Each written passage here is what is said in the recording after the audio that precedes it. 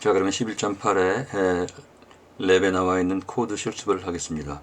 근데 몇 가지 미리 좀 정리하는 것이 아마 진행하는데 편리할 것 같아요.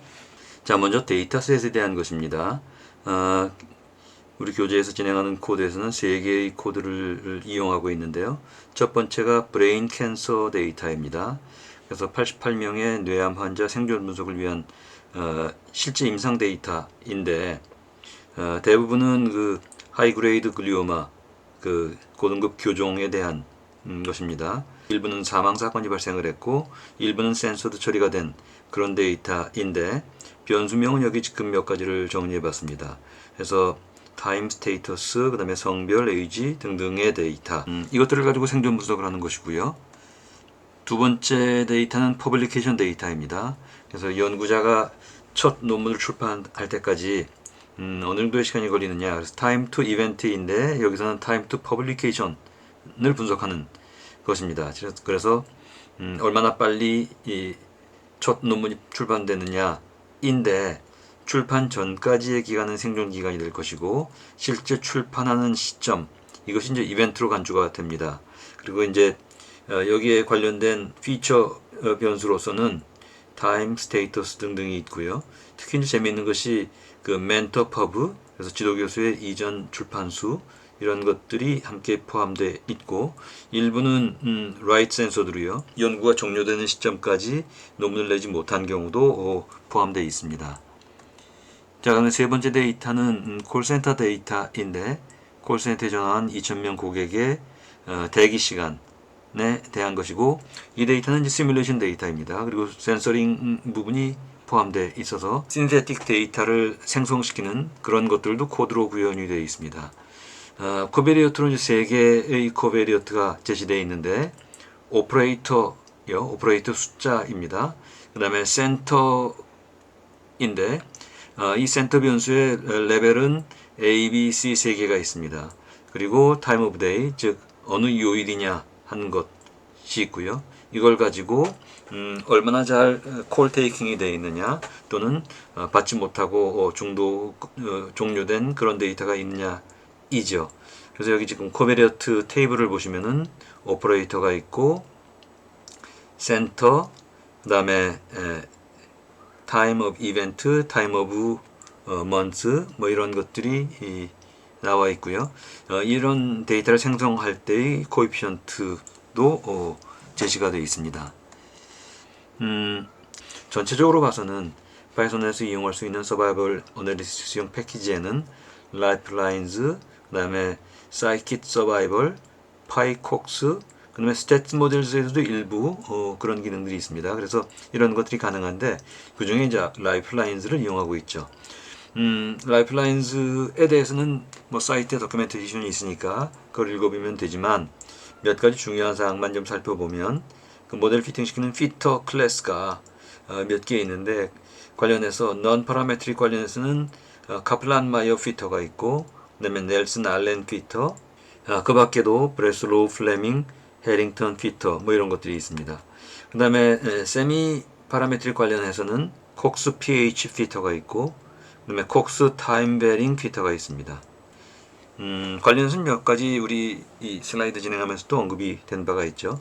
이제 기타에도 뭐 여러 가지 파라메트릭 모델과 관련된 것들 등등의 것들이 있어서 필요할 때 이용할 수가 있습니다. 라이프라인스 패키지는 기본적으로는 탑 레벨 필터들이 있고요. 앞에서 얘기한 그런 것들이죠. 그런 것들이 있고 여기에 기타의 베이스 클래스들이 있습니다. 베이스 피터들이 있고 유니베리에이트 피터, 파라메트릭 유니베리에이트 피터 이런 것들이 있고요. 그 이외에도 여러 가지 통계 분석을 할 수 있는 그런 클래스들이 제공되고 있습니다. 데이터 관련 유틸리티도 있고 그리고 실제로 레이어 방식으로 여기 지금 색깔은 파란색으로 표현되어 있지 않지만 프리딕터하는 여러 가지 메소드들 이런 것들이 이용되고 있습니다. 가장 일반적인 것들의 워크플로우를 잡아봤는데 이 부분은 사이트 도큐멘테이션에서 가져온 거기 때문에 참고하시면 될 것 같고요. 특징으로 본다면 이 라이프라인즈는 사이킷 런 스타일입니다. 그래서 피트 시키고 프레딕트하고 스코어를 이용할 수 있고, 그리고 데이터는 데이터 프레임을 이용하는 것들을 디폴트로 생각하고 있습니다. 자, 일단 이렇게 보고 나서 코드를 진행하면서 혹시 필요한 것이 있으면 추가로 언급을 하겠습니다. 자, 그러면 실제로 코드 진행을 한번 해보겠습니다.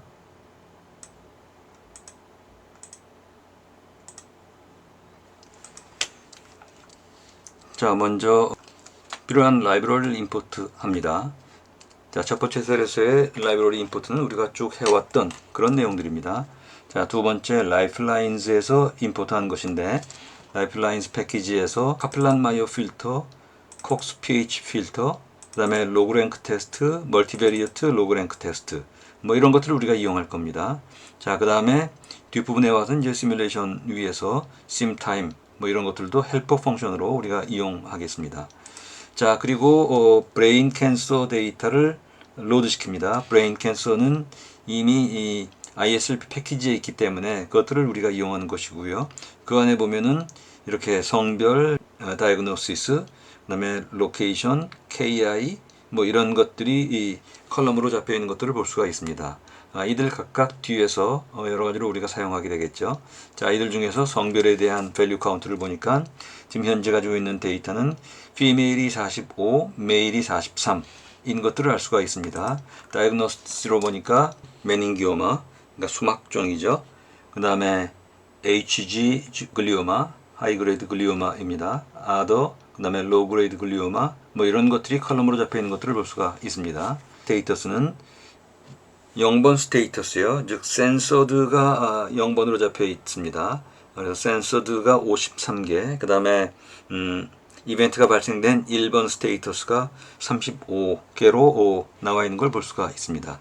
자, 이 상태에서 카플란 마이어 커브를 살펴보는데 피겨 조건을 만든 다음에 카플란 마이어 피터로 모델 인스턴스를 만들었습니다. 그리고 피트를 시키고, 그리고 그 피팅 시키는 인스턴스에 대해서 플러팅을 했죠. 그랬더니 이런 카플란 마이어 피터가 만들어졌습니다. 컨피던스 인터벌까지 자동적으로 만들어진 것들을 볼 수가 있습니다. 자, 그 다음에 이 성별별로 등등 해서 필요한 대로 기준을 정하면서 카플란 마이어 필터, 카플란 마이어 커브를 작성하는 것들이 이후에 나와 있습니다. 먼저 성별에 관련된 것들이고요. 성별별로 나눠서 봤고요. 그 다음에 로그랭크 테스트를 했습니다. 메일의 타임, 피메일의 타임, 메일의 스테이터스, 피메일의 스테이터스별로 로그랭크 테스트를 진행을 했습니다. 자, 여기 로그랭크 테스트에서 여러 개의 조건들을 쭉 나열했습니다만 제일 앞에 나오는 것이요.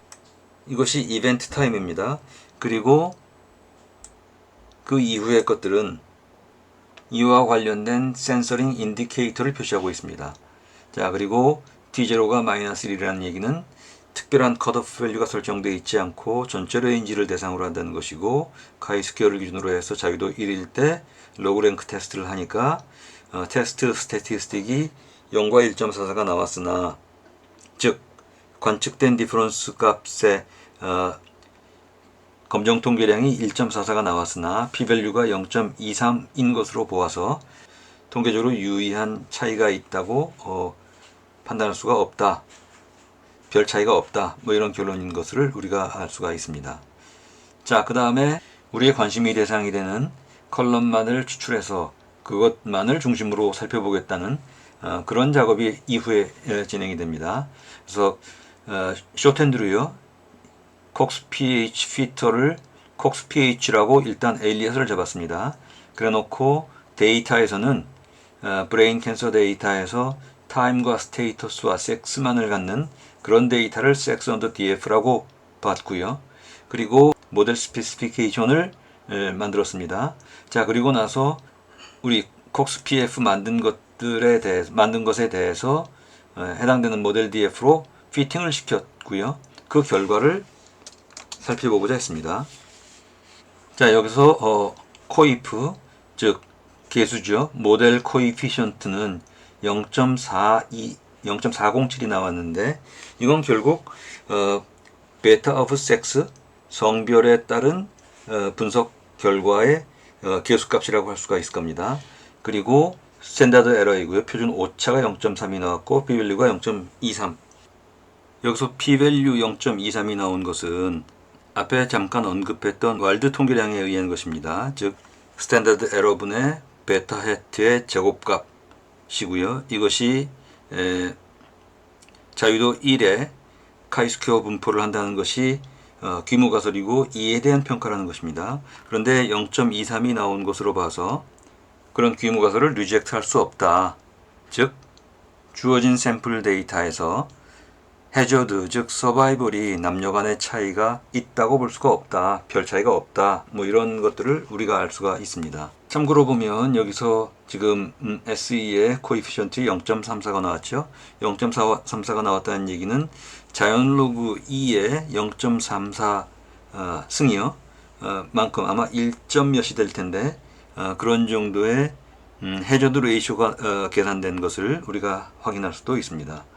자, 이어서 콕스핏의 Log Likelihood Ratio요, LRT 분석을 한번 해보도록 하겠습니다. 자, 여기서도 p-value 값은 0.23으로 동일한 것들을 볼 수가 있죠. 자, 여기서의 Log Likelihood Ratio 테스트는 라이플라인스 패키지에 내장되어 있는 메소드인데요. 두 개의 모델을 서로 비교합니다. 하나는 풀 모델, 즉 현재의 모델이고요. 다른 하나는 널 모델입니다. 어떤 코베리어트도 적용시키지 않은 그런 널 모델, 풀 모델과 널 모델을 비교한 것인데, 즉 널 모델이라는 것은 결국 우리가 앞에서 봤었던 베이스라인 모델을 얘기합니다. 이 두 개의 모델을 비교하면서 콕스 모델에 의해서 스코어 테스트를 진행하는 것이죠. 근데 이에 의했을 때 0.23이 나왔고 앞에 결론과 동일한 p-value 값이 나왔죠. 따라서 남녀 성별로는 이런 해저드의 차이가 없다는 것을 우리가 확인할 수가 있습니다. 자, 이번에는 브레인 캔서 데이터를 가지고 드롭 NA로 정제를 하고요. 그리고 모델 스페시피케이션을 만든 다음에 피팅을 시키고 타임과 스테이터스를 가지고 피팅을 시켰습니다. 그리고 그 모델의 내역들을 살펴보았습니다. 자, 이렇게 모델 스페시피케이션을 만들면 이것은 자동적으로 더미 코딩, 즉 원핫 인코딩을 적용시켰다는 얘기입니다. 그리고 인터셉트 이퀄 제로이기 때문에 각각의 팩터, 각각의 카테고리컬 변수 중에 하나를 레퍼런스로 놓고, 즉 베이스라인으로 놓고 그 자체 제일 첫 번째 것은 따로 값을 갖지 않고 그걸 기준으로만 한다. 이렇게 해석할 수가 있습니다. 자, 메닌기오마 경우에 마이너스 2.15가 나왔습니다. 자연 로그 상수에 마이너스 2.15를 하면 0.116이 됩니다. 그래서 이것이 갖고 있는 효과는 0.116, 뭐 한 8분의 1쯤 될까요? 정도의 영향력을 가진다. 즉 해저드에 대해서 영향도가 8분의 1 정도에 그치고 있다라는 것들을 볼 수가 있는데요. 그러면 무엇이 기준이냐 하면은 여기서 브레인 캔서 데이터에 다이그노시스 에서 유니크를 보고자 합니다. 그러면 이렇게 나왔죠. 그런데 여기서 소티 누르면 이렇게 나오죠. 자, 따라서 베이스라인, 즉 기준이 되는 것은 HG 글리오마라는 걸 알 수가 있고요. 메닌기오마는 HG 글리오마를 기준으로 볼 때 해저드에 미치는 영향이 8분의 1 정도라는 것을 알 수가 있습니다. 다이그노시스를 클린드 데이터에서 다이그노시스만 가지고 와서 그것들을 레벨로 놨고요. 여기 있는데 우리가 반복했었네요.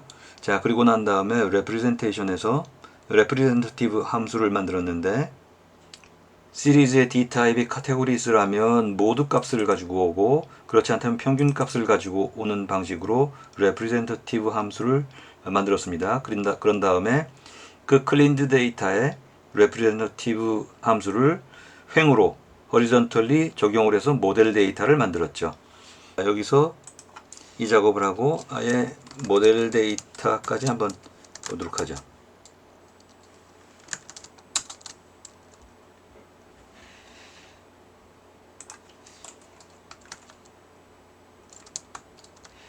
자, 그 결과 이런 값이 나왔는데요. 전체의 데이터를 하나로 요약한 그런 데이터가 만들어진 것을 우리가 알 수가 있습니다. 자, 그 다음에 이어서 펜더스의 데이터 프레임으로 모달 데이터를 만드는데 각 레벨별로 레인지를 잡고 그리고 반복하면서 DF를 만들고 그 레벨에 따라서 다이그노시스를 만들었습니다. 그래서 모달 DF를 보니까 이렇게 만들어졌네요. 즉 다이그노시스 각각의 항목별로 모델이 어떻게 진행되는지를 파악하고자 했습니다. 그래서 그것들을 가지고 뒤에 각각의 다이그노시스별로 예측하거나 비주얼라이즈 하고자 하는 그런 목적을 가지고 있겠죠. 즉 각각의 로우는 각각의 다이그노시스별로 가장 전형적인 그런 값들, 모드 값과 그리고 평균 값 이런 것들로 구성되어 있습니다. 그러고 나서 그걸 가지고 모델 매트릭스를 만들고요. 그리고 이걸 가지고 서바이벌 펑션에 의한 추정값을 계산을 했습니다. 그리고 나서 그걸 가지고 비주얼라이즈를 시도를 했죠. 따라서 각각의 다이그노시스별로 가장 대표적인 모드값, 평균값을 이용해서 시각화를 하고 그걸 비교하고자 했습니다. 자, 이어서 퍼블리케이션 데이터를 보죠. 자, 우선 첫 번째 시각화를 시도하고 있는데요. 그래서 서플러스에 8x8 놓고 로드 데이터 한 다음에 결과를 그룹 바이 포즈렛인데 이해를 돕기 위해서 포즈렛을 보면 이게 포지티브 이밸리에이션인 것들을 중심으로 보겠다는 겁니다. 즉 number of favorable assessment 이고요. 그걸 중심으로 그룹 바이 한 다음에 시각화를 시도했습니다. 자, 그리고 나서 포즈렛, 즉 포지티브 리절트, 타임, 스테이터스를 기준으로 모델 스페시피케이션을 만들었고요. 피팅까지 시켰습니다. 그 다음에 콕스 PH 모델에 의거해서 피팅을 시켰습니다. 그 다음에 그 서머리를 보니까 이렇게 나왔네요. 그 결과 보니까 코이피션트는 0.14가 나왔는데 p-value는 0.35여서 포지티브 리절트 여부에 따라서는 실제로 논문 발간이 되는 그런 시점의 차이가 없다는 것을 알 수가 있습니다.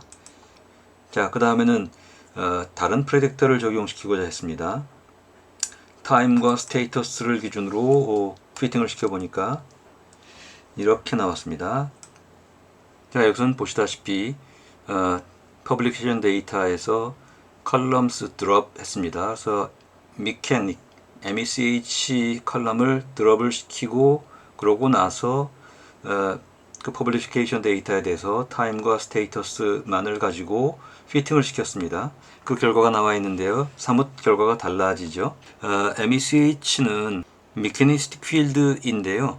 그 내용은 ISLP 패키지에서 데이터의 내역을 좀 찾아보면 나오겠습니다만 여기서는 일단 기계적으로 특정 컬럼을 제외시키고 나머지로 변수 구성을 다시 달리했을 때 결과가 달라진다는 점, 뭐 이런 정도를 유념하면 될 것 같습니다. 자, 다음은 11.8.3 콜센터 데이터입니다. 여기서는 예제 데이터를 생성시킨 다음에 그것들을 이용하고자 하는데요. 그래서 디폴트 RNG를 10을 주었습니다. 자, 그 다음에 넘버 2000개를 생성시키겠다는 것이고요. 그리고 오퍼레이터는 5x16으로 이렇게 잡았습니다. 그리고 콜센터는 A, B, C 3개의 콜센터가 있다고 보고 타임은 모닝, 애프터눈, 이브닝 3개를 주었고요. 이걸 가지고 오퍼레이터는 오퍼레이터로, 센터는 카테고리칼 센터로, 타임은 카테고리칼 타임으로 해서 데이터를 생성을 시켰습니다. 자, 그 결과를 보면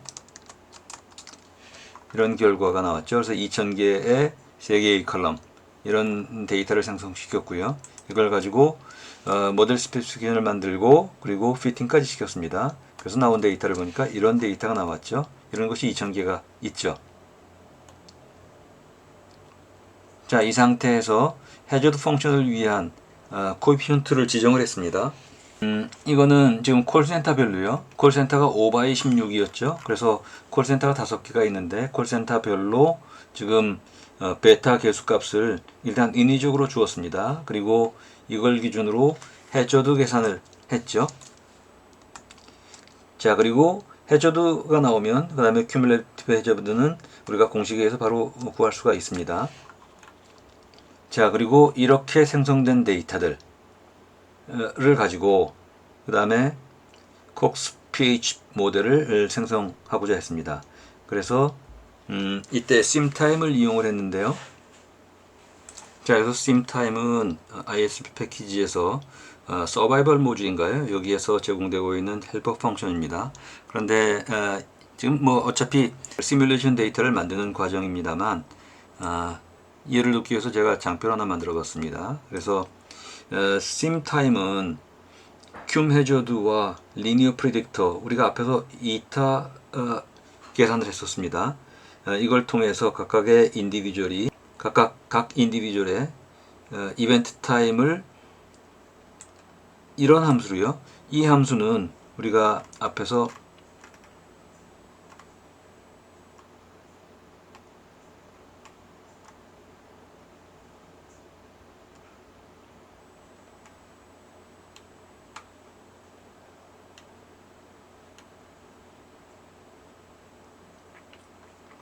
리스크 스코어를 계산할 때 이용했던 겁니다. 그래서 이타 함수, 리니어 프레딕터인 이타 함수는 리스크 스코어이고 이것들에 의해서 EXP 값을 적용시키면 렐러티브 리스크를 우리가 알 수 있다고 했었죠. 자, 그 내용이 지금 우리 시뮬레이션 데이터를 생성시키는데 이용되고 있습니다. 그래서 그런 공식에 의거해서 지정된 파라미터를 가지고 시뮬레이션 데이터를 만들고 거기에 대해서 콕스 pH 모델을 적용하겠다는 얘기입니다. 그래서 simtime의 큐 해저드의 RNG 값, 랜덤 넘버죠. 이걸 제공하는데 트루 베타 값에 x 도트 값을 적용시켰던 트루 린 프리드에 대해서 적용해서 w 값을 만들겠다는 겁니다. 자, w라는 것은 여기서는 그렇게 해서 만들어진 웨이팅 타임을 담고 있는 어레이입니다. 어레이를 만든 다음에 그 다음에 여기에 numpy 클립을 적용했습니다. 1000 단위로 끊어서 이용하겠다는 것이죠. 그래서 적용을 했고요. 자, 이때 그러면 그렇게 해서 만들어진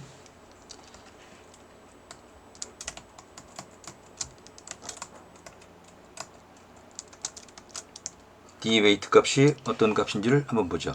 자, 이런 웨이팅 타임의 신세틱 데이터를 지금 만들었습니다. 2000개짜리이고 웨이팅 타임인데 그것은 우리가 지정한 이런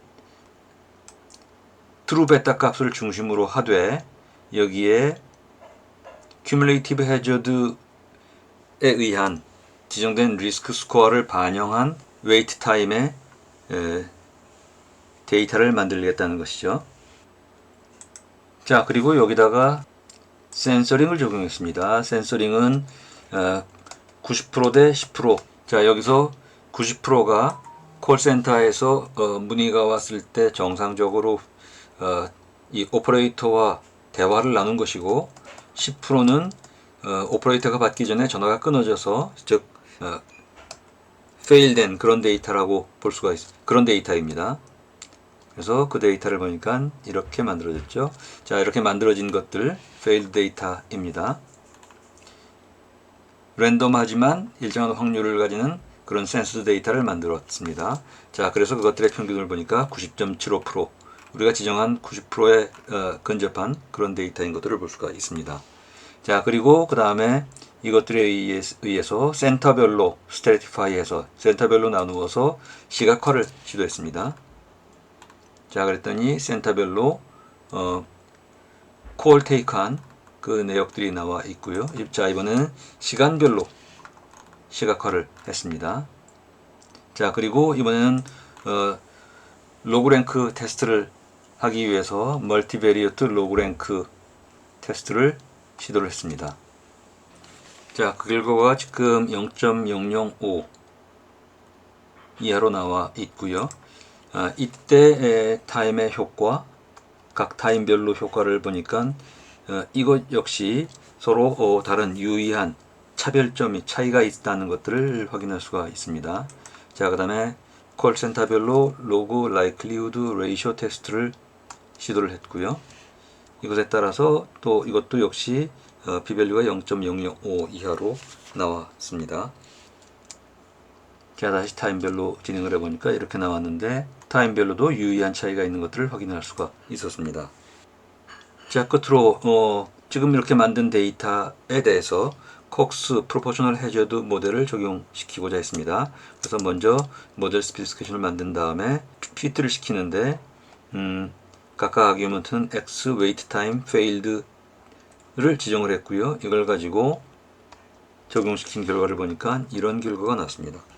따라서 이들 변수, p-밸류가 아주 낮게 잡혀있는 이런 변수들에 대해서는 해저드, 여기서 해저드라는 것은 고객이 전화를 했을 때 전화를 제대로 받는 그런 이벤트를 얘기합니다.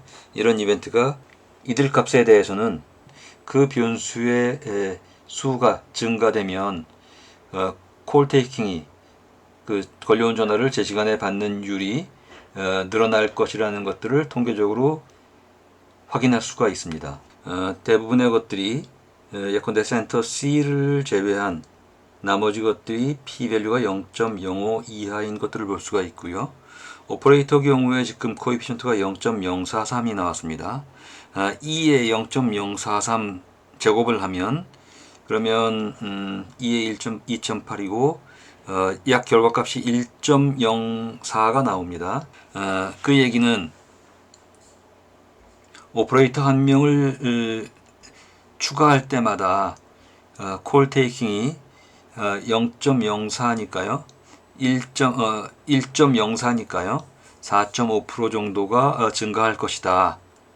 자, 콜센터 B의 경우는 자연로그 상수 2에 0.23 제곱을 하면 0.79가 나옵니다. 그 얘기는 지금 이 콜센터의 기준이 되는 콜센터 A를 기준으로 볼 때 해저드가 21%만큼 더 낮다는 것을 보여주고 있고요. 그 얘기는 그만큼 콜테이킹 할 때 좀 더 21%만큼 시간이 낮게 걸린다는 것을 보여줍니다. 콜센터 C 경우는 0.01이 나왔는데 0.01 제곱을 하면 대략 1.0이 나옵니다. 그 얘기는 콜센터 C는 콜센터 A에 비해서 별 차이가 없다. 증가 시에도 별 차이가 없다라는 것들을 알 수가 있습니다. 자, 결론적으로 오퍼레이터를 좀 더 많이 채용하면 리스크가 높아지는데 여기서 리스크라는 것은 콜을 제 시간에 받는 것들, 콜 테이킹이 이루어진 것들을 얘기하죠.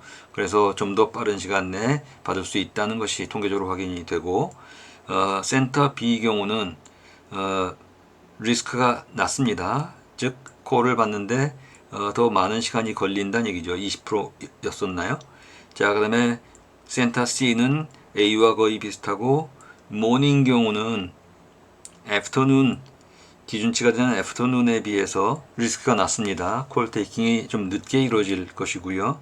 그 다음에 이브닝 경우는 애프터눈에 비해서 하이어 리스크, 즉 콜이 좀 더 빨리 받아질 것이라는 것을 알 수가 있습니다.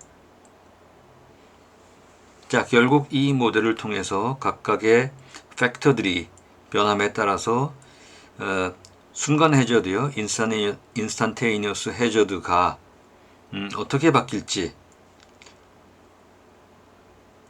얼마나 바뀔지, 또 증가할지 감소할지 뭐 이런 것들을 판단할 수 있다는 것을 보여주고 있습니다.